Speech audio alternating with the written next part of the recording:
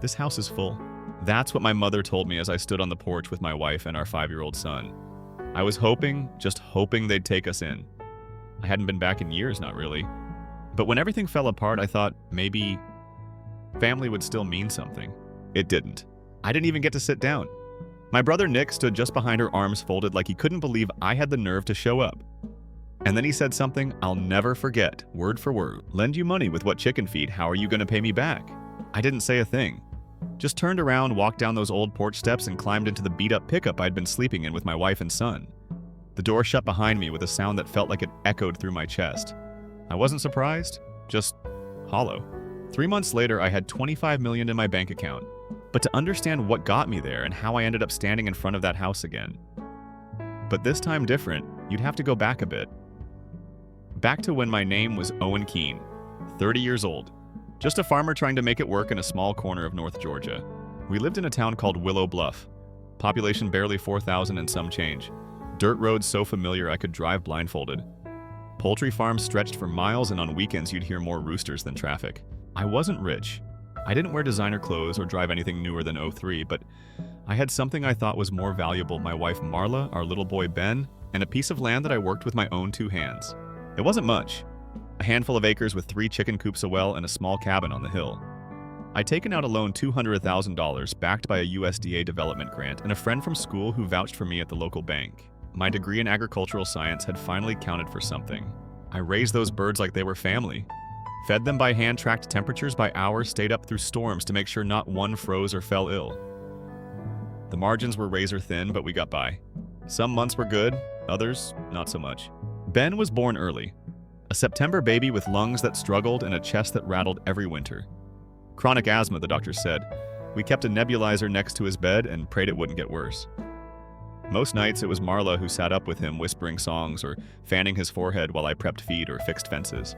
Marla didn't have anyone. No family, no fallback. She'd grown up in foster homes scattered across Georgia. Met her at a farmer's fair selling honey for someone else's booth. I was there showing coop schematics I'd drawn on napkins. She had the softest laugh I'd ever heard. We married 8 months later.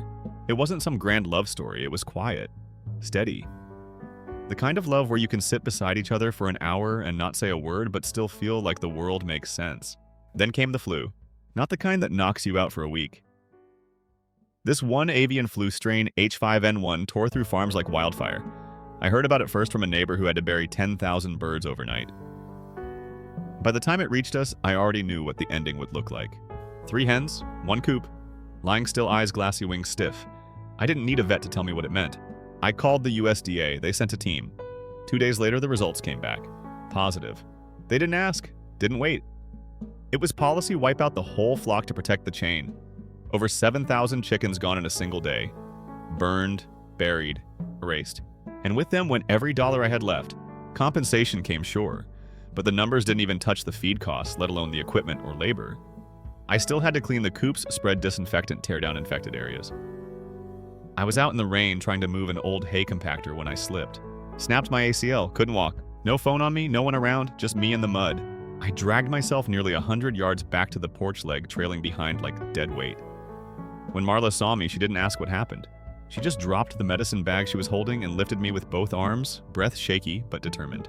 10 minutes later, we were on the road to the hospital. The surgery was $42,000. My health insurance covered most. Marla covered the rest, scraping every emergency dollar we'd ever saved, maxing 2 credit cards and selling her engagement ring. She never said a word about it.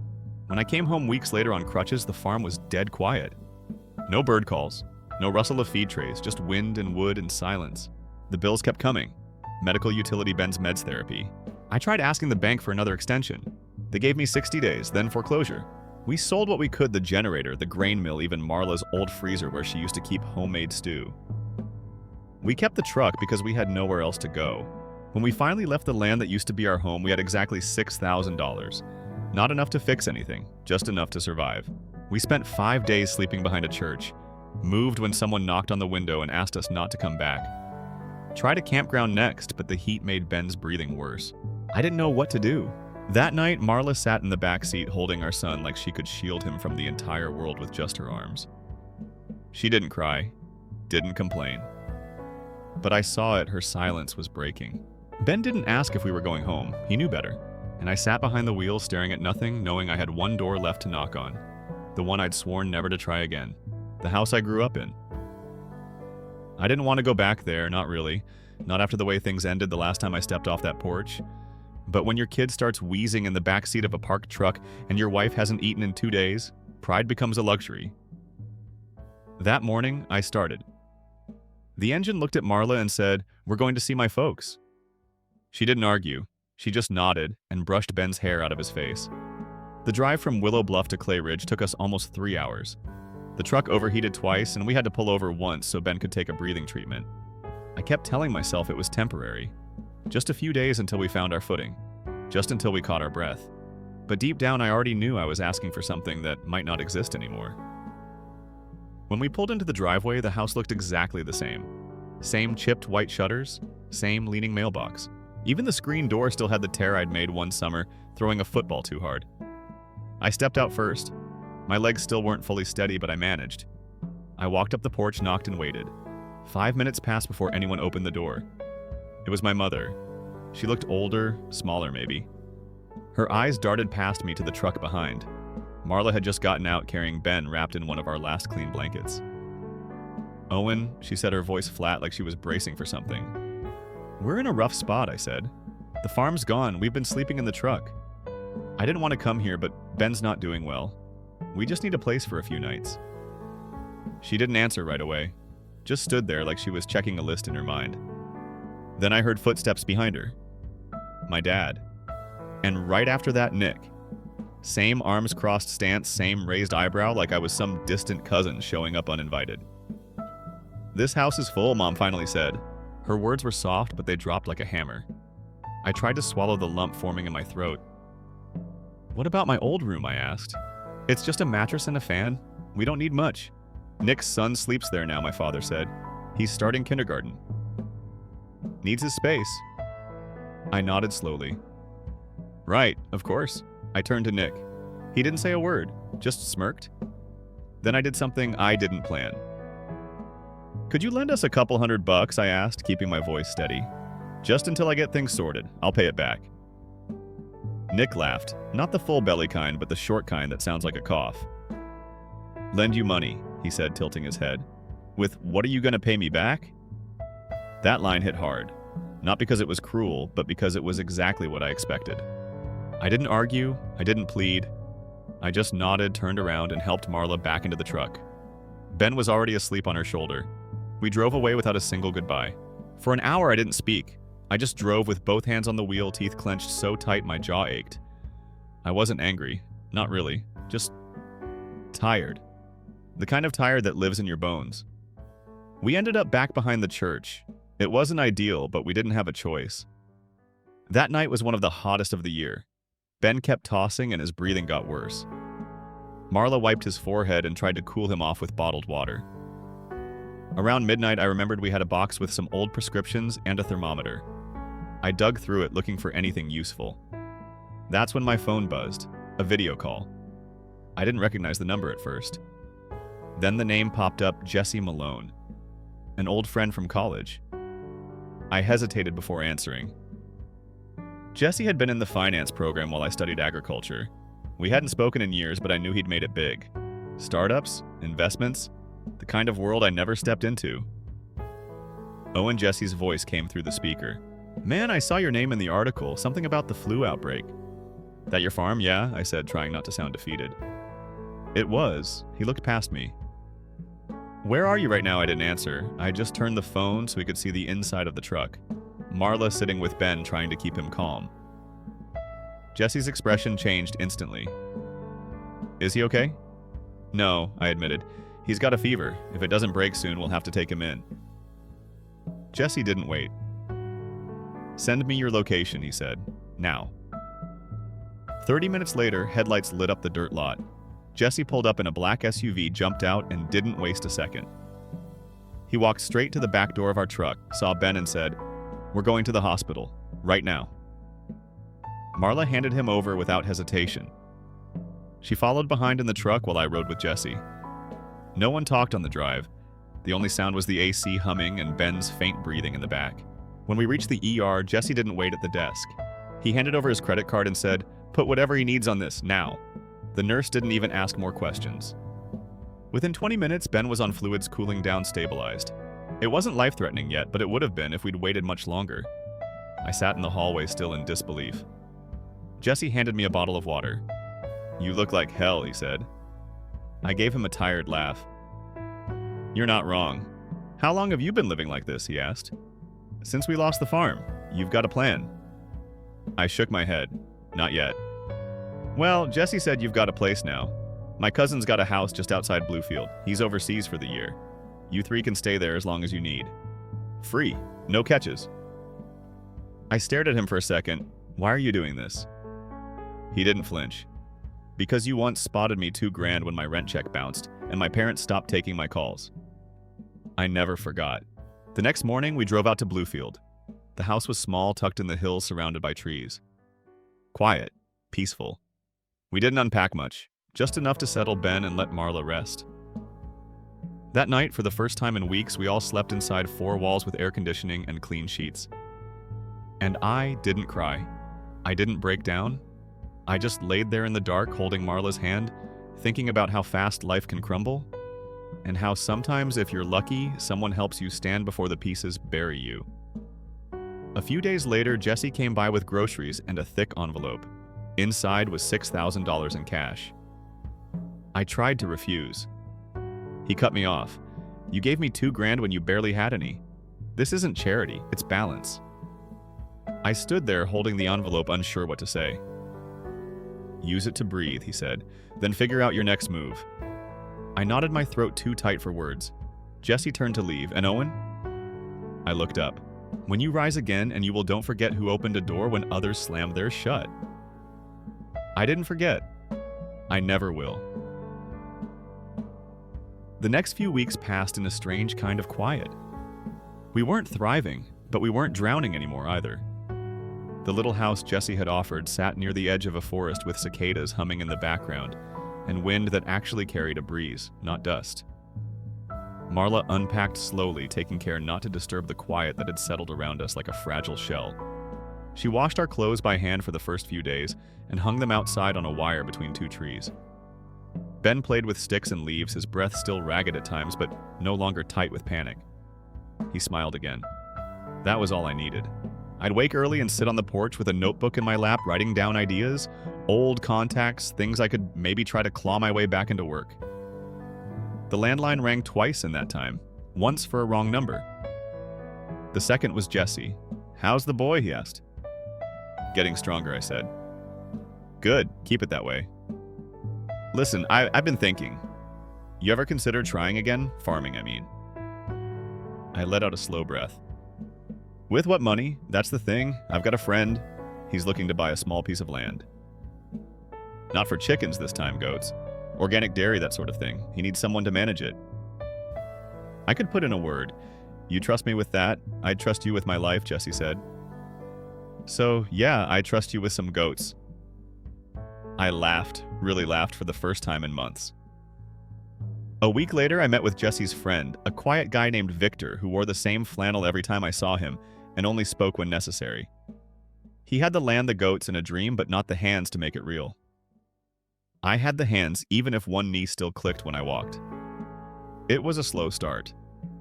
Fencing, feed schedules, disease prevention. I read everything I could find about goat rearing, made charts, taught myself how to spot early signs of parasites and heat stress. Victor gave me full control. "You run it your way," he said. "I'm just the guy who signs checks." Marla helped too. She'd always been good with animals, and goats seemed to like her calm. Ben named the oldest one Pancake, and for some reason the name stuck. That farm became our new rhythm. No alarms, just the natural pulse of the land waking us up. I didn't think about the old coops or the birds I'd lost. Not at first, but one afternoon while clearing out an old storage shed on the edge of the property, I found a small cardboard box full of things from my truck. Stuff we'd thrown in during the last scramble to leave Willow Bluff. Worn books, a thermos, and wedged between 2 of Ben's coloring pages, an old lottery ticket. I stared at it for a second. It was bent, faded slightly, and the ink had started to smudge. I'd forgotten all about it. Bought it at a gas station the day we lost the farm. $2 left in my wallet and something in me thought, why not? I almost tossed it. But something stopped me. I slid it into my back pocket and walked into the house. You remember this? I asked Marla. She looked at it squinting. Is that from when we left the farm? Yeah. Want to check the numbers for fun? She pulled out her phone and typed in the Georgia Lottery website. You're really clinging to hope now, huh? Hope's free, I said. She punched in the numbers one by one. First match, second, third. Hold on, she said, sitting down slowly. She read the next number, then another, then the Powerball. And then she looked up at me. Owen, I think this is it. What do you mean? I mean, this ticket won. This is the jackpot. My heart skipped. How much? 25 million, she whispered. I took the ticket from her, staring at the numbers, my hands starting to shake. Check again, I said. Check it 5 times. She did. Each time the same result. It was real. I sat down at the table, ticket in one hand, forehead resting on the other. Tell me I'm not dreaming, I said. She didn't answer, just reached over and pressed her palm against mine. It felt like the earth had tilted under us, like something huge and invisible had finally turned its face in our direction. We waited a day before driving into town to verify the ticket. Everything happened fast after that. Forms, photographs, meetings. I was advised to take the lump sum, and I did. After taxes, it came to just over $10 million. $10 million. From a crumpled piece of paper sitting in a forgotten box next to old crayon drawings. I didn't post online, didn't tell the world. Just told the people who mattered, Marla, Jesse, Victor. The rest I kept quiet. First thing I did was pay off every dollar we owed. Then I set up a trust for Ben, one that would grow with him and protect him long after we were gone. Next, I bought Marla a small house just outside Bluefield. Not big, not flashy, but safe. She cried the first night we slept in it, her hand on the bedroom wall like she was making sure it wouldn't disappear. It's ours, I told her. No one can take this from us. Then I went back to Jesse. I handed him a check. $1 million. You kept my family from sleeping in a truck, I said. You deserve more than just a thank you. He tried to push it back. I refused. You once said to me, don't forget who opened a door when others slammed theirs shut. I didn't forget, and I never will. Jesse finally accepted it, not because he wanted the money, but because he knew it meant something deeper. We laughed, cried a little, and toasted with the cheapest coffee we could find at the gas station. That same week, I went back to Victor's farm. Told him I wanted to buy a similar plot of land nearby, start my own. Not chickens, not goats, something in between, a fresh start. He smiled and offered to help with the transition. I knew you'd build something again, he said. It's in your blood. We shook on it. As Marla and I began making plans, Ben ran barefoot through the garden, chasing butterflies like the world had never tried to break him. He was still coughing now and then, but the worst had passed. And for once, we weren't just surviving. We were living, really living. But deep down, I knew there was one last thing I needed to do. Something I hadn't faced yet. I didn't tell Marla. Just woke early one Saturday, climbed into my new truck, and drove. 3 hours north. Back to Clay Ridge. Back to the porch where the door never opened. Back to the house where I'd once been turned away with a sick child in my arms. I wasn't there to gloat. I didn't care about showing off, but I needed them to see me. Not to prove I was right, just so they'd know I'd made it even without them. I parked in the same spot, walked the same path, knocked on the same door. My mother answered first, startled but not speechless. She looked me over like she couldn't figure out what had changed. Owen, she said slowly, I saw your name on the news. My father appeared behind her, then Nick. Same smirk, same folded arms. What brings you back? He asked, not warmly. I looked at them all and gave a calm, steady smile. Just wanted to return the visit, I said. This time I brought something. I reached into my pocket and pulled out a sealed envelope. I handed it to my father. Inside is a donation slip. $500,000. It's going to a children's hospital, the same one that treated Ben when we had nothing. Nick scoffed. So you're rich now. What, we're supposed to clap? I looked him in the eye, not angry. Just clear. I'm not asking for applause. I'm showing you what grace looks like. Then I turned and walked back to my truck without another word. The door stayed open behind me, but I didn't look back. I drove away from that house without a single weight left on my shoulders. That porch, that door, they didn't have power over me anymore. Whatever I had hoped for back then, whatever I had needed, it didn't exist in that house. Not really. The closure wasn't loud. It was quiet, like a soft door clicking shut behind you. I didn't tell Marla about the visit until a few days later. We were sitting outside under the porch lights, Ben already asleep, the crickets humming like they did every night. She looked at me, head tilted slightly. You went, didn't you? I nodded. Yeah, just needed to see it one last time. And I let out a slow breath. It's just a house now. That was enough. She reached across the table, took my hand, and didn't say another word. Some things didn't need explaining. The following week, I signed the final papers for the new property. It was about 10 acres just south of where we'd been staying. Rolling hills, fertile soil, a stream cutting through the back, and enough space to grow anything we wanted. We didn't want anything massive or commercial. We wanted sustainable, honest, something we could call our own and still sleep peacefully at night. I named it Ben's Hill. Not for publicity or branding, just as a quiet promise to the little boy who once slept in the back of a truck without complaint. We built slowly, hired local workers, most of them from nearby towns. People who knew land, not spreadsheets. People who weren't afraid to get dirt under their nails. I paid them well. No negotiations, no skimming. Everyone got a hot lunch, clean gloves, and time off when they needed it. And you'd be surprised how much faster things get done when folks feel respected. Marla took charge of the layout. She had a vision in her head, and somehow it matched the land perfectly. Open rows of seasonal vegetables, a greenhouse tucked behind the barn, a henhouse that she swore would stay virus-free with stricter biosecurity than a hospital. Ben helped too in his own way. He'd chase butterflies while we worked, dig in the dirt beside the fields, and name every worm he found like it was a new pet. That farm, little by little, became a place we belonged. It didn't erase what came before, but it made peace with it. We weren't trying to outrun the past anymore. We were just living beyond it. Jesse came by once a week bringing tools or supplies or just bad jokes and stronger coffee than I'd ever admit to liking. Victor stopped in too, just to see how things were going. He walked through the rows, slowly running his hands over the leaves like a man remembering a version of himself he'd nearly forgotten. You did this, he said. You turned dust into something alive. I smiled. Not alone. Then one afternoon in early October, I got a call I hadn't expected. The number showed up as blocked, but something made me answer. Is this Owen Carter? The voice asked. Calm? Professional? Yes. Who's this? My name's Monica Reyes. I'm a reporter with Channel 4 News out of Atlanta.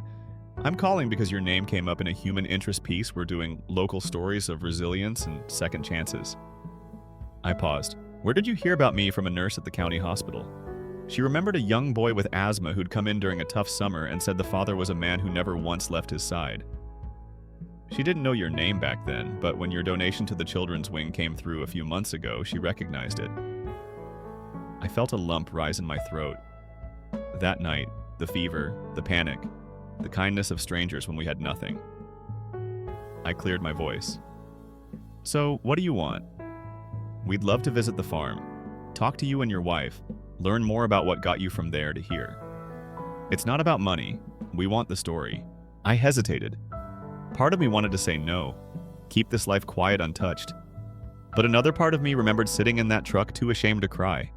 I remembered how helpless I had felt, how impossible it all seemed. And I thought maybe someone out there needs to know it's not impossible. So I said yes. 2 weeks later, a small film crew arrived. No flashy setups. Just one cameraman, one sound tech, and Monica with a soft smile and a voice that didn't try to pull answers, just invited them. We walked the farm together. I showed her the greenhouse, the irrigation system the chicken runs. I told her the story, not as a tragedy, but as a path we survived. Marla spoke too steady and calm like always. She didn't cry. She didn't dramatize anything. She just told the truth. And when they asked Ben what he liked most about the farm, he said, the worms. They're always busy. We all laughed. It aired the following weekend. Just a 5-minute segment at the end of the evening news. But the response was bigger than we'd imagined. Strangers sent letters. People from other states messaged to say our story reminded them to keep trying. A woman from Vermont said she'd been one day away from giving up her small goat farm, but after watching, she changed her mind. That part hit me hardest. Not because we were on TV, but because someone we'd never met now had hope because we didn't quit. That kind of chain reaction doesn't come from fame, it comes from truth. And in truth, we'd found peace. One afternoon, a letter arrived in a plain envelope. No return address. Inside was a short note written in tight, neat cursive. It read, "Owen, I watched your story with tears in my eyes. I owe you an apology. I wasn't kind when you needed kindness. And now watching what you've built, I realize how wrong I was. I don't expect anything in return, just wanted you to know I see you now. And I'm sorry. No name, no signature, but I didn't need one." I folded the letter, slid it into the top drawer of my desk, and left it there. Not to forget, just to remind myself that sometimes people change. Not always, but sometimes. And that's enough. The seasons passed one after the other. Summer melted into fall, fall softened into winter. And we stayed. No running, no scrambling, just mornings with hot coffee, evenings with firewood and laughter, and a boy whose lungs were stronger now, who could finally run without stopping to breathe. That was the true win. Not the check, not the land, but the breath of a child who had once known fear and now only knew joy. I stood out in the fields one evening, the sky streaked in orange and gold, and realized something. I used to think rock bottom was a punishment, but maybe, just maybe, it was the beginning of the climb. Because sometimes the lowest point isn't where it ends, it's where you find out what you're really made of. Winter crept in slowly, like it had no rush. The mornings got quieter, the wind sharper. Frost kissed the edges of our windows, and the smell of wood smoke settled into our clothes. Life had finally found its rhythm. Each day began with the same sounds: Ben's feet hitting the floor, the kettle whistling, the low hum of Marla's voice singing to the plants as she watered them in the greenhouse. It was simple, but nothing about it felt small. The farm had grown more than we expected, not just in size, but in spirit. Locals started coming by on weekends to buy fresh eggs or pick vegetables straight from the rows. We didn't advertise, didn't need to. Word of mouth spread fast around here, especially when people realized our prices were fair and our produce never sat in a truck. You picked it, you paid, you smiled. That was our model. By January, we added 2 part-time helpers, Maria and Clint, both in their 20s, both trying to escape the kind of jobs that made you feel invisible. I paid them what I wished someone had paid me when I first started. They were honest, eager to learn, and never once asked why I did things the old-fashioned way. I liked that. There was a calm that settled over our lives that winter. Not because things got easier, they didn't, but because we were stronger. We'd walked through storms already. Now, even when the wind howled, we didn't flinch. We had a roof that held. One day in February, Marla came into the kitchen holding her phone, her eyebrows knit. "You need to see this," she said, handing it to me. It was a video, a clip from an online business podcast. And there he was, my brother. Same smug tone, same dismissive laugh I remembered too well. He was being interviewed about resilience in real estate. I watched him sip a glass of wine, cross one leg over the other, and casually say, "We all face tough times. The smart ones bounce back. The rest, they stay victims." I didn't get angry. I didn't even pause the video. I just set the phone down and poured myself a cup of coffee. Marla raised an eyebrow. Not even going to finish watching it, I shook my head. "I've already seen the movie. I know how it ends." She smiled. "That's the thing about healing. It makes you stop needing explanations. You just let people be who they are and focus on who you've become." That spring, we officially registered the nonprofit. We named it Root Strong Foundation, a place where small farmers and families with medically fragile kids could apply for emergency assistance. I used part of the lottery money to seed the fund, but the donations that followed shocked me. People gave. Strangers, locals, families we'd never met. Some offered $10, others more. It added up. And suddenly we weren't just surviving anymore, we were giving others a way through too. A letter arrived one morning in early April. It was from a woman named Delilah, a widow with 2 kids and a small strawberry farm in Macon. She wrote about how a late frost had killed half her crop and her daughter had been hospitalized with pneumonia. The bank was threatening to repossess the farm and she was weeks away from having nowhere to go. I read the letter twice, then packed a bag. I drove 3 hours to Macon, found the farm, and knocked on her door just after sundown. When she opened it, her eyes widened, like I was some kind of goat. "You really came?" she asked, blinking. "I did," I said simply. "Let's talk." I spent the night sleeping in my truck outside her place. The next morning, we walked her land together. She showed me the damage, explained her situation, and didn't once ask for a handout. Just a little time, a little space to breathe. I handed her a check before I left, enough to clear the immediate debt and hire a helper during harvest season. She cried, tried to hand it back. I refused. Just pay it forward when you can, I said. That's the only condition. Stories like hers weren't rare. They came in every week now. And one by one, we did what we could. Not to be heroes, not for credit, just because we remembered what it felt like to be forgotten. We were harvesting spinach one morning when Ben came running up waving a drawing. "Look!" he shouted, eyes shining. "That's our house, and that's you and Mom and me and a goat." I named him Pancake. I laughed, tousled his hair, and took the paper. The goat had sunglasses and a crown. It was ridiculous and perfect. That was the life we were living now. Colorful, odd, full of tiny, perfect surprises. In late May, we hosted our first open day on the farm. Nothing big, just a small gathering for local families. A bounce house, face painting, fresh lemonade. I grilled burgers. Marla led a tour of the mock greenhouse. Ben handed out paper maps he drew himself with X's marking the best worm spots. By late afternoon, the place was buzzing with laughter and music from an old Bluetooth speaker someone brought. At one point, I stood back and just watched. The field was filled with people smiling, talking, enjoying a day that cost them nothing but a little time. That night, after we'd packed everything up and put Ben to bed, Marla sat beside me on the porch, barefoot and quiet. "This is it," she said softly. "What I asked. The dream. We're living it." I thought about that for a long second, then nodded. "Yeah, we are." I didn't need more. I didn't want more. For the first time in my life, I didn't feel like I had to chase anything. I just had to protect what we'd built. That summer, as the sun stretched longer across the sky, the foundation helped 7 more families. 2 of them kept their farms. One was able to afford surgery for their child. Another bought back their tractor after a foreclosure. Each one wrote us back. Some sent photos. Others sent thank you notes written in shaky cursive. I kept every single one, tucked in a drawer beneath Ben's old baby blanket. A reminder that money can build walls, but kindness builds bridges. By August, something shifted in me, not in a big dramatic way, just a quiet awareness that I had become the man I used to hope I'd be. I didn't live in fear anymore, didn't look over my shoulder, waiting for the next collapse. I woke up grateful. I went to bed tired, but content. I knew peace, not because life got easier, but because we learned to live it better.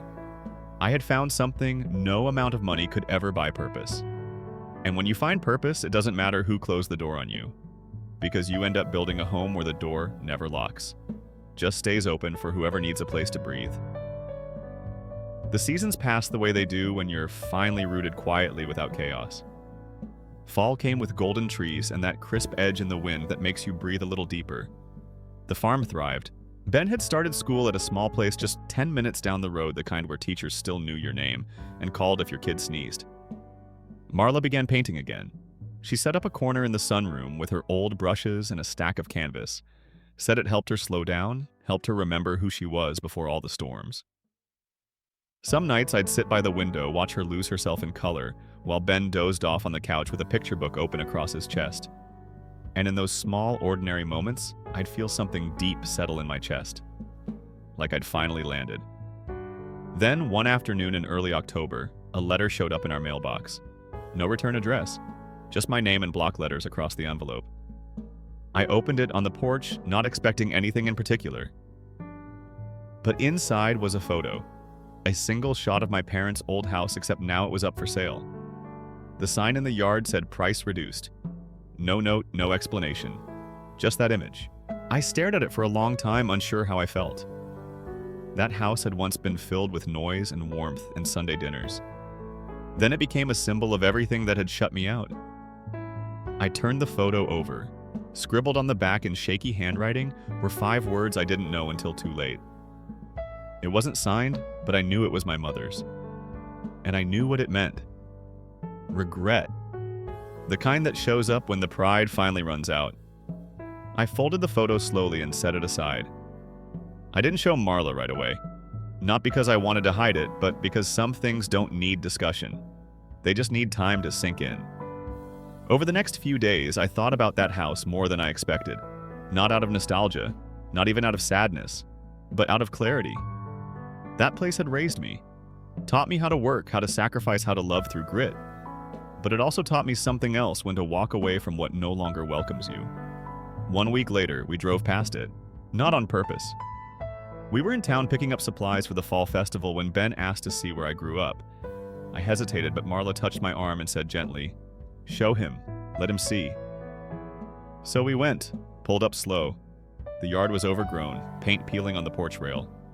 It looked smaller than I remembered. Isn't that always the case? Ben pressed his face to the window. "You lived here," I nodded. "A long time ago. Did you have chickens then?" He asked, ever the farmer's son. I smiled. "No, just an old dog and a radio that only played country music." He laughed, already bored. To him, it was just another house. Nothing more. No ghosts, no grief. Just bricks and wood. That made me feel lighter than I expected. We didn't stop, just kept driving. Back to our life. Back to the place that truly felt like home. A few weeks after that, I got a call from Marcus. Said he'd been thinking about expanding the foundation's reach. Not just one-time help, but full-on mentorship programs where farmers could learn business skills, get legal guidance, build something long-term. I told him I was in. He said he'd already drafted the plan. That's how Marcus was. One step ahead always, with his sleeves rolled up and his heart in the right place. That winter, we started building again. Not a house or a barn this time, but a center. A place where people could come ask questions without feeling dumb and leave with a plan. We called it the Root House, a building with an open door and no gatekeepers, funded by kindness, staffed by people who'd walked through their own fire and come out stronger. We opened it in March. The ribbon cutting wasn't flashy. No media, no speeches, just locals, volunteers, and a few tearful hugs. That night, I stood alone outside the building after everyone had left. Snow flurries floated down like they were too lazy to fall. I tilted my head back, closed my eyes, and smiled. I remembered every step that led me there, every night in the truck, every slammed door, every breath held while Ben wheezed in the dark. And I didn't feel angry. I didn't feel bitter. I just felt full. Later that year, I took a drive to visit Mr. Howell. He was older now, a little slower, but just as sharp. He still tended to his goats like they were royalty. I brought him lunch, chicken pot pie, his favorite, and we sat under the big oak tree in his yard. "You've done good," he said between bites. "That boy of yours, he's got your eyes. But his mama's spirit."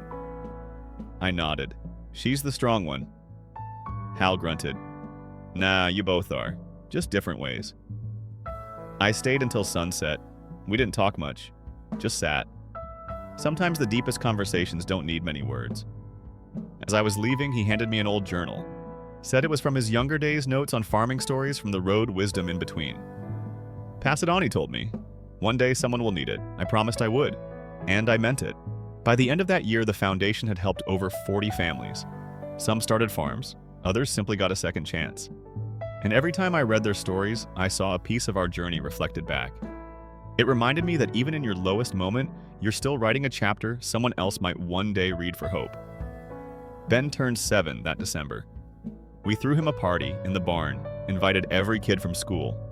Marla baked cupcakes shaped like farm animals. I built a hay maze. And when the sun went down, we lit a bonfire and roasted marshmallows under the stars. As I watched him run through the field, laughing without a care in the world, I felt it again. That peace. That soft, unshakable knowing that we were exactly where we belonged. Not by luck, not by chance, but by choice, by grit, by grace. Sometimes the road to freedom is the one no one sees. It's not paved, it's not marked. It's walked by those who choose not to give up even when everything tells them to. And when you reach the end, you don't look back with hate. You look back with understanding, with gratitude. Because every locked door led you here, to this moment, to this life, to this quiet kind of joy that doesn't need applause, just the sound of your child's laughter echoing through the trees. The final piece of the puzzle isn't revenge, it's peace. And peace, once earned, never leaves you empty. Story 2. My parents sold my house and car to fund my sister's dream. No, I'm not joking. This isn't some movie plot, it's my real life. They told me I had to sacrifice, and that family is everything. But when I chose to fight back and took them to court, everyone turned against me. Friends and relatives called me ungrateful and cold-hearted. What about you? What would you do if you were in my shoes? Follow my story and let me know your thoughts. A Michael, 32, a branch director at a leading tech company in New York with an annual income of $500,000. I own a luxury apartment in the heart of Manhattan, drive an expensive car, and have a solid career many dream of from the outside. Everyone thinks I'm living the dream. They see my success, wealth, and freedom, but don't see my loneliness. No family to celebrate my achievements, no warm dinners or caring phone calls from loved ones. I've gotten used to it because I cut ties with them all 3 years ago. 3 years ago on this very day, I discovered my family had betrayed me. They used me and broke my trust in ways I never imagined. I trusted them, loved them, and believed that no matter what, we would always be family. But I was wrong. And that day I made the most critical decision of my life to walk away and make them pay for what they did. That day was a Friday. It was a day I thought would mark my return home after 6 months away. But in reality, it was the day I lost everything. I had just landed in New York from Canada at 0.07. 6 months ago, my company expanded into the Canadian market. Since the new branch didn't have a director yet, I was sent to lay the groundwork and ensure everything ran smoothly. The job was stressful with countless sleepless nights, but at least I knew I had a peaceful home to return to. I had pictured myself stepping through my familiar front door, shrugging off my heavy suit, pouring a glass of wine, and sinking into my favorite couch, finally enjoying a rare moment of peace after half a year of hard work. I pulled my suitcase out of the airport and hailed a taxi. On the way home, I stared out the window as the city lights flashed past. New York was just as bustling as when I had left, but deep inside I felt a strange unease. Something wasn't right. 30 minutes later, I arrived home. But the moment the taxi turned onto my street, I froze. My Porsche, my prized car I always parked in front of my house, was gone. I frowned, squinting to make sure I wasn't mistaken. Maybe my dad or Harper had taken it somewhere, I reasoned, after paying the cab fare. I quickly grabbed my suitcase and headed to the front door. The house lights were on, but a wave of unease settled in my chest. I reached into my coat pocket, pulled out my keys, and inserted them into the lock. It wouldn't turn. I stopped, looked closer, tried again. Nothing. The lock had been changed. A cold chill ran down my spine, keeping my composure. I knocked firmly on the door. A few seconds later, I heard footsteps from inside. The door opened. Standing before me was a woman in her 40s, well-dressed, looking at me with a puzzled expression. "Can I help you?" she asked calmly. I frowned. "Sorry, but this is my house. Who are you?" She narrowed her eyes slightly before letting out a small chuckle as if I had just said something ridiculous. "You must be mistaken. We're the new owners of this house." I stood there stunned. What the hell was going on? I stepped back and looked around. But no, this was my house. The address and the street were the same. I pulled out my phone, opened the map, and double-checked the location. It was impossible to be wrong. My heart pounded harder. But if this was my house, why couldn't I get in? Why was a stranger living here? I locked eyes with the woman, my voice steadier this time. "No, I'm not mistaken. This is my house. I'm the legal owner and never sold it to anyone." She was silent momentarily, then sighed as if dealing with someone delusional. "Wait here." She disappeared inside for about 2 minutes. When she returned, she was holding a stack of documents. She handed me a sheet of paper and said in a measured tone, "This is the deed. I bought this house 5 months ago. The sale was completely legal. I grabbed the document and scanned it. My name was no longer on it. The current owner was listed as her. The transaction had been finalized." I didn't need to think twice to know who had done this. My hands clenched around the papers, my whole body turning cold. My parents. They had sold my house without my consent. I couldn't let this go. Without hesitation, I called for a taxi. Only one thought consumed my mind. I had to confront them immediately. Just yesterday, my parents had called me, their voices filled with warmth. They asked how work in Canada was going, if I was doing well, and when I would come home to visit. They never mentioned that they had sold my house 5 months ago. My mother's gentle voice still echoed in my ears. "Michael, make sure to take care of yourself. Is work too stressful? Come home when you have time." Now those words felt utterly fake.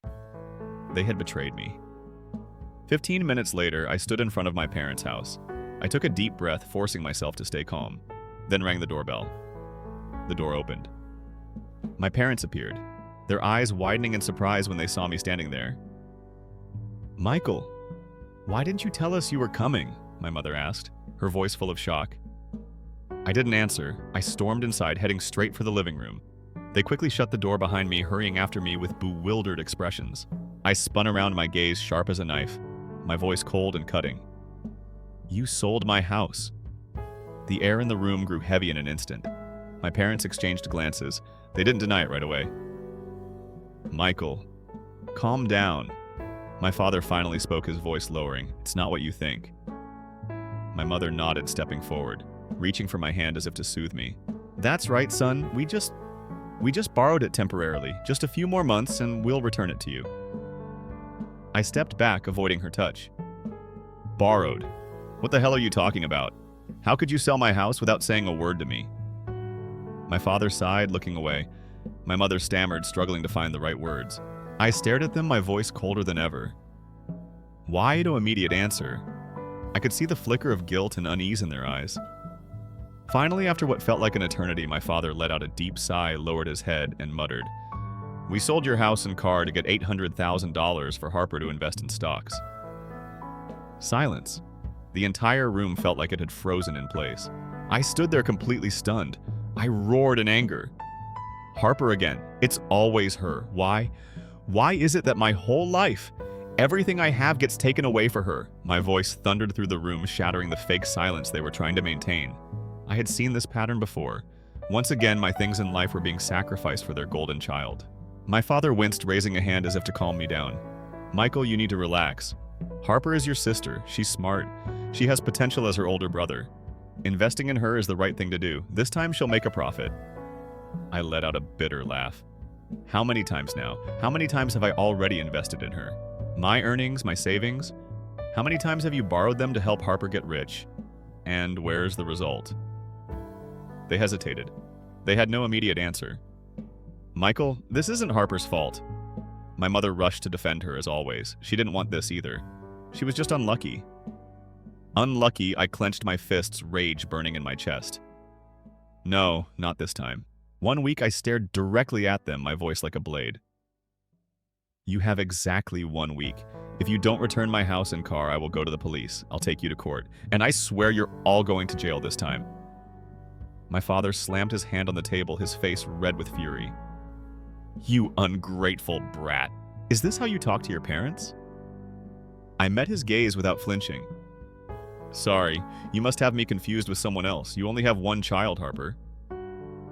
The words sliced through the air like a knife. My parents froze their faces, turning pale. They knew I was serious. They knew I had run out of patience. I turned around and walked away without another word. As I stepped out of the house, I yanked the door shut behind me, leaving behind the two people I once called family.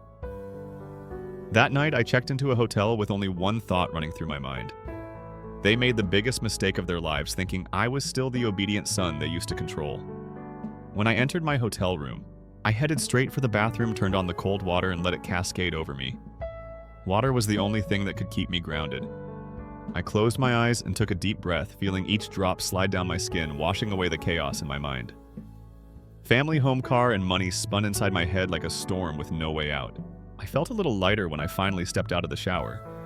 But the emptiness still clung to me. On the table, the coffee I had ordered upon checking in sat neatly in its place left by the hotel staff. I reached for it, taking a slow sip.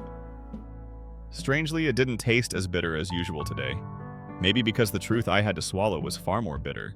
I leaned back in my chair, staring blankly at the glass window, the city lights reflected against it, mirroring a version of me.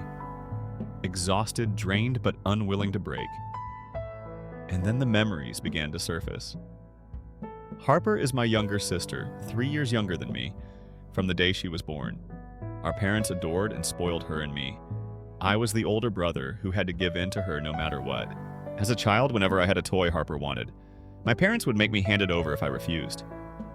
They call me selfish. "You're the big brother. You must let her have it." That phrase repeated over and over. An unspoken rule in our house. The older I got, the clearer it became.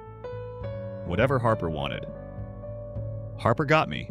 If I wanted something, I had to earn it myself. When I was 17, I realized for the first time that Harper wasn't just spoiled. She could do wrong and never face any consequences. She stole $200 from me. It wasn't much to some people, but to me it was everything. Money I had worked long hours for, saving every penny from my part-time job. When I found out, I was furious. I demanded she give it back, Harper. She just laughed as if it was all a joke. But the most shocking part wasn't what she did. How our parents reacted. They didn't scold her. They didn't make her apologize. Instead, my mother gently said, "Michael, she's your sister. It's just the two of you in this world. You should let it go." My father nodded in agreement. "That's right, son. She's your little sister. You can't be petty with her like you would with a stranger." Petty, I remember clenching my fists, feeling a deep burning sense of injustice, but I couldn't do anything because Harper was always right to them. When I went to college, I had to juggle school and work. My parents only covered my tuition. I had to figure out everything else. Food, books, rent on my own. I worked part-time, stayed up late doing extra shifts, waited tables at a cafe, and fixed computers to scrape by. Harper, she never had to lift a finger. My parents paid for her tuition, rent, food, and entertainment. If she wanted a new laptop, they bought it immediately.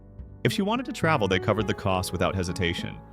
Whenever I asked why the difference, their answer was always the same. "You're the older brother. You need to be independent. Harper is a girl. She needs to be taken care of." But what disgusted me the most was how they worshipped her as some genius, when I knew precisely how clueless she was. If she got a bad grade. Harper was sick. That's why if she solved a first-grade math problem while being in third grade. Harper is a prodigy. If she failed a project, she was just unlucky. Harper is brilliant. They spoiled her so much that she became delusional. She truly believed she was more intelligent than everyone else. She thought the world revolved around her. And now my parents had just sold my house and car, handing her $800,000 to invest in stocks, a girl who couldn't even tell the difference between revenue and profit.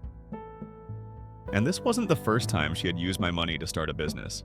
I had lost no less than $200,000 funding her so-called genius projects. The first time was right after she graduated from college. She excitedly announced that she wanted to open a unique cafe with a unique business model that would surpass Starbucks. I invested $50,000 in her. 1 year later, the cafe shut down. I never got an apology, just a casual remark from my parents. Harper is still young. She needs challenges to grow. The second time she returned with another groundbreaking idea, flipping cheap apartments for resale. She swore up and down that she'd make massive profits and that real estate was always a safe investment. I gave her another $100,000. 2 years later, the project failed. When I asked where my money went, she shrugged. "It's an investment, bro. Sometimes you win, sometimes you lose." The third time she wanted to open a fashion store, she claimed she had an eye for style and could turn her brand into the next big thing. I wanted no part of it, but my parents pressured me. My mother cried. My father interrogated me. "Do you have any idea how hard she's been working your siblings? Why are you stingy over just $60,000 if you don't help her? You don't deserve to be her brother." In the end, I lost another $60,000. Every single time the money was borrowed from me. If I refused, my parents would do whatever it took to break me down. They call me selfish, accuse me of not loving my sister, and say I only cared about myself. And if all else failed, my mother would resort to her ultimate weapon, threatening her own life. If you don't help Harper, I have no reason to live through it all. Harper never once thanked me. Not once has she repaid even a single cent. A knock at the door pulled me back to reality. I set my coffee down, took a deep breath to steady myself, and then got up to open the door. David, my lawyer, and one of my closest friends stood in the hallway. I called him while still in the taxi, knowing I needed someone to help me unravel this mess. David stepped inside, shrugged off his coat, and sat down. His eyes held a mix of curiosity and concern. "You all right?" he asked, though he probably already knew the answer. I leaned back, closed my eyes briefly, and told him everything from my 6-month work assignment in Canada to coming home and discovering my parents had sold my house and car without my knowledge. I just can't believe it. Before I left for Canada, I didn't trust anyone else, so I asked my parents to look after my house, and now I come back to find out they sold it. 5 months ago. I looked at David, waiting for his reaction. He didn't speak right away.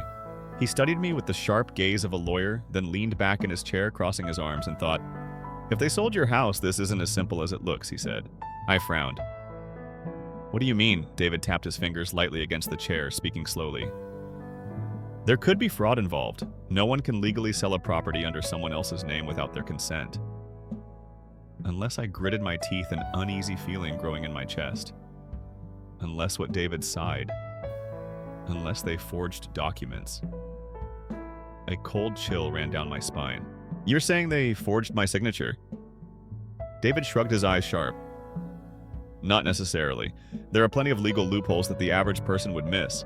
They could have faked the power of attorney document, making it look like you authorized them to sell the house and car. Or it could have been a gift deed. Something with your signature on it. I froze a gift deed. David nodded. Yeah. If you signed anything in the past 6 months without reading it carefully, they could have swapped documents without you realizing it. I narrowed my eyes, trying to recall 6 months ago had I signed anything without paying attention. David suddenly chuckled, his voice laced with sarcasm. Or maybe you were drunk and signed something without knowing. You'd be surprised how often that happens. I scowled, not finding the joke funny in the slightest. But deep down, I knew David had a point. If my parents had forged documents or manipulated my signature, I wasn't going to let this slide. I tried to recall, digging through my memories, searching for any moment I might have signed something related to my assets. Then suddenly it hit me. Shit. I shouted, my voice so loud that David flinched. What? You remember something? He asked, eyes wide. I clenched my fists as the memory resurfaced crystal clear, as if it had happened yesterday. The day I left for the airport, my parents and Harper had come to see me off. They handed me a stack of documents before I walked into the departure area. Michael, sign these real quick. My mother said, her voice casual, as if it were just a routine procedure. I frowned. What is this? Just a power of attorney, she replied smoothly. You'll be gone for 6 months, so if any repairs are needed at the house, we can handle them for you. Also, if the police or government needs to verify anything about the property while you're away, we can take care of it. I trusted them. I remember asking why so many pages. My father chuckled, patting my shoulder as if I had asked something silly. Just to be safe, son. Some repairs require both original and duplicate copies for submission at the time. Part of me believed them. The other part was in a rush. My flight was about to board. I didn't have time to sit there reading every word.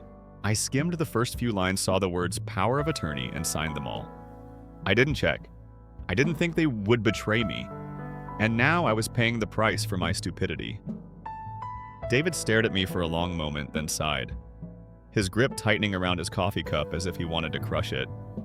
You just handed them a golden ticket to ruin you. David stood up, adjusting his coat, his eyes calculating and sharp. This is complicated, he said, his voice low but steady. No trace of panic. But don't worry, I've got this. There's something wrong with the paperwork. I'll go through everything and check the documents.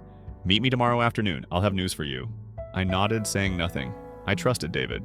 If anyone could expose the scam, it was him. He walked to the door, then turned back one last time, his expression serious. Stay calm. The angrier you get, the more they'll think you'll give up. I wasn't sure I could do that. The door clicked shut behind him. The room fell into an eerie silence. I leaned back in my chair, staring at the ceiling. Why would they do this to me? What had I done to deserve this? They didn't just take my money, they took my trust. My parents, people who were supposed to protect me. Harper, the sister who was supposed to respect me. I clenched my phone, my fingers trembling with rage. I wanted to curse her out. I wanted to scream at her, hear her admit to her shamelessness, and see how she would justify her actions. I called Harper. The phone rang. No answer. I called again. Same result. Harper wasn't picking up. She knew I was back, she knew everything, and now she was hiding from me. 2 weeks later, my life slowly started to regain some order. I couldn't stay in a hotel forever, so I spent time searching for a new apartment. Even though everything wasn't over yet, I knew I had to keep moving forward. That day, I was standing in a high-rise apartment overlooking Central Park, listening to the real estate agent explain the interior features. When my phone started ringing again and again nonstop, I ignored it. But the ringing didn't stop. Annoyed, I finally pulled my phone out of my pocket. My father was calling. I declined. Seconds later, my mother called. Declined. Not even a minute passed before Harper's name flashed on the screen. I stared at it, my heart cold and steady. I didn't need to guess why they were calling. They had received the lawsuit. They were panicking. Terrified of the consequences? About to crash down on them? I had no reason to answer. Excuses, begging, maybe even blaming me. Whatever they had to say, I didn't care anymore. Without hesitation, I blocked all their numbers. I slipped my phone back into my pocket, turned to the agent, and gave a small nod. Go on, I said. 10 minutes later, my phone rang again. This time it wasn't my parents or Harper. It was Uncle Jack. He was my father's older brother who had always remained neutral in family matters. We weren't close, but he wasn't the type to take sides unthinkingly. If he was calling today, it was probably as a mediator. I picked up and his voice came through immediately.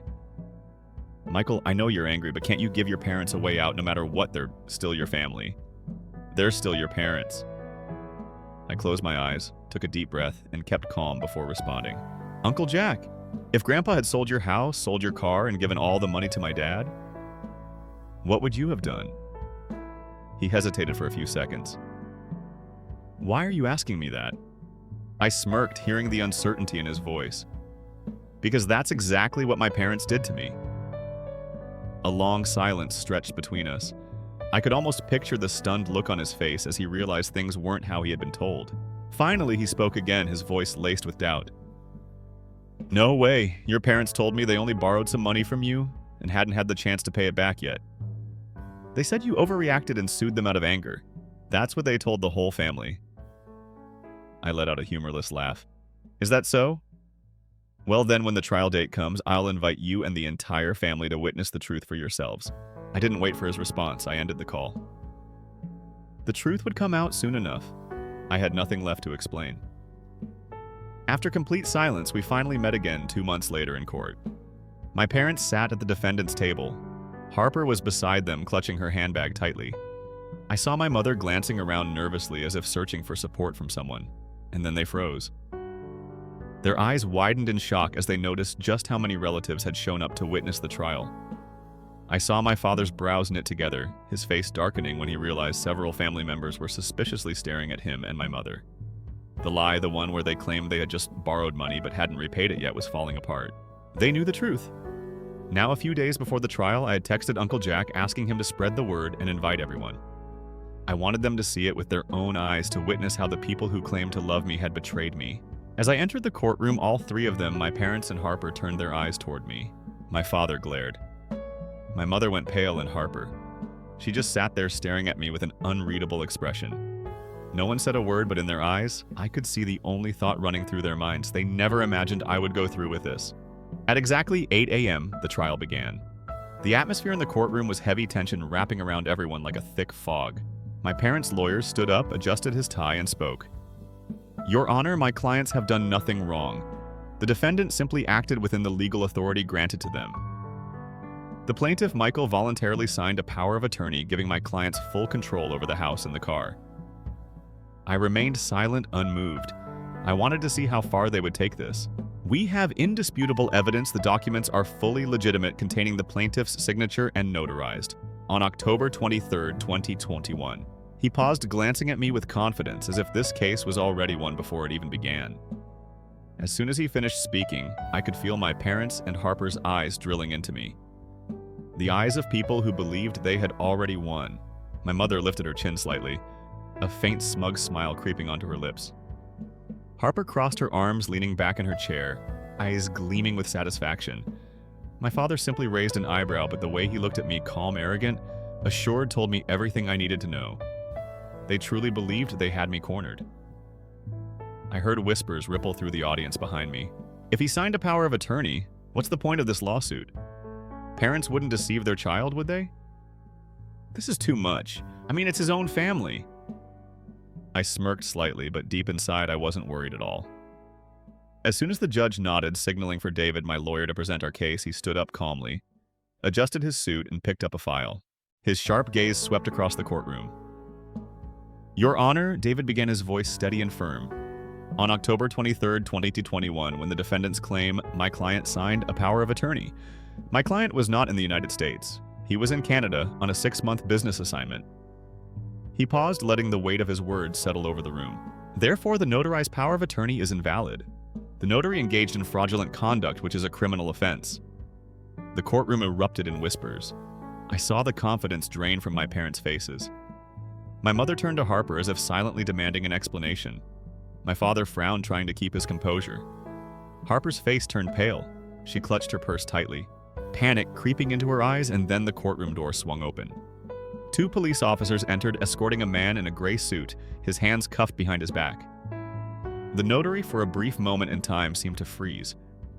David continued unfazed. Your Honor, authorities launched an investigation after my client filed his lawsuit. They confirmed that this notary accepted a $20,000 bribe from my client's parents to falsify the notarization, even though my client was not in the country then. Gasps filled the room. My father turned pale, looking as if he wanted to say something, but the judge raised a hand for silence. I glanced at my parents again. Gone was their earlier arrogance. Now there was only shock. Fear. The judge turned to the notary, his tone stern. "Do you have anything to say?" The man trembled, then finally let out a sigh and nodded. "Yes, I will tell everything." All eyes locked on him. It's true. I accepted $20,000 from the plaintiff's parents to notarize the documents while he was out of the country, but I wasn't completely reckless. I had suspicions, so I called to verify. "Then why did you still sign off on the papers?" the judge pressed. "Because when I called the plaintiff's number, he confirmed he was in Canada." The courtroom fell into stunned silence. My parents were frozen in place. David turned to me, waiting for my response. I frowned, thinking back. And then it hit me. I had received a call from a notary's office, but at the time I assumed it was regarding company documents, not my house, and I had told them I was in Canada for the notary. That confirmation was enough. I let out a bitter laugh. My parents had taken advantage of this misunderstanding and turned it into the perfect crime. The tension in the courtroom was razor sharp. When the notary admitted his guilt, I heard the screech of a chair being shoved back. "You bastard, I paid you $20,000 and now you're turning on me." My father roared, his face flushed red with rage. The judge slammed his gavel down. "Order in the court. If you cause another disruption, I will have you removed." Silence fell over the room. The judge turned to my parents. "Lawyer counsel for the defense. Do you have anything to say?" The man stood motionless for a long moment, then let out a heavy sigh and shook his head. He knew they had lost.